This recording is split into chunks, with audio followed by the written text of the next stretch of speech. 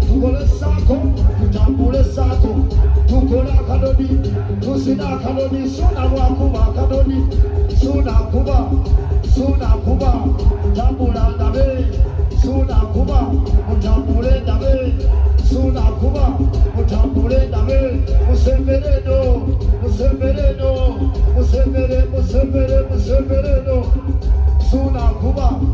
suna kuba,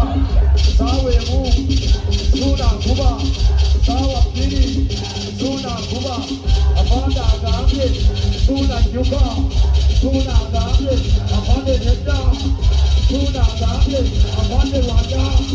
suna agambe, kumala mukete, suna agambe, kumala mukete, suna agambe, teka mwengalabi, suna, ateke mwengalabi, amange, ateke mwengalabi.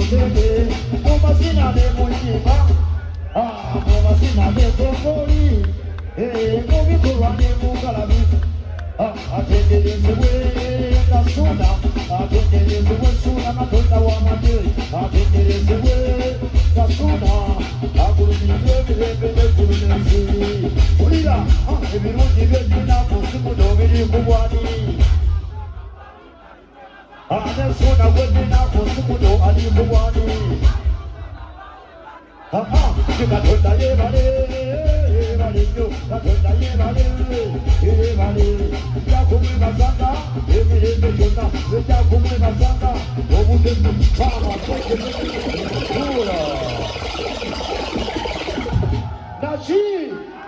pandange muzikini sembagambe. ono ensuna beneze yingini yamale olwaleero twagala okubategeeza temuddamu kugeraageranya ndongo eno okundongo ndala tugireke ebeere mu kiti ki buli agamba nti jeje odio w'amaanyi waliko omukono mubanga tumulabe gamba nti jeje odio wa kabi yenambemu gamba nti jeje gamba jeje yenamba wano odio mu ggwanga lyonna tambula genda tebamugeraageranya mbadde nsaba mbawo omusumba siba kiri baasi abaluganda bukedde mwebale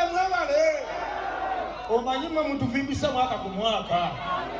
badije babeerewo nga bakubaganya ebirowoozo byabwe mu bubaala bwabwe obubeeramu abantu 30 kakati tetubagamba nti ffe tukuba bisaawe era badijje beeyo mubagambe bwabanga bakaana ebyabwe sibaidijje gundi ani asinga ffe batuteeka ebbali nga bajeneraali kuba ffe tukuba bisaawe naki